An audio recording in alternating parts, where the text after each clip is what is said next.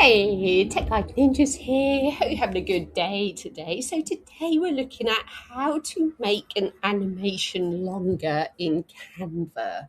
So as you might already know, there's tons of really cool animation tools in Canva. You can animate text, animate images, and do all sorts of cool things. So for the tutorial today, we're going to animate this text. So all I need to do is click onto the text to highlight it. Then in the toolbar, I'm going to click on animate.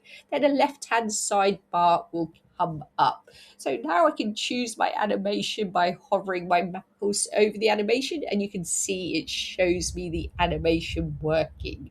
So all I need to do is check out each one and decide which one I want to use. So say it's this typewriter. So I'm going to click on typewriter and I've added that animation to my text. Then I can make it longer or shorter by just using the speed bar. So all I need to do is click onto the little round circle.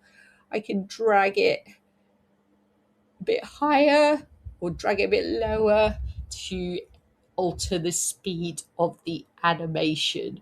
So just alter it to where you're happy with the speed, and then that will be saved and you can download your design with its animation.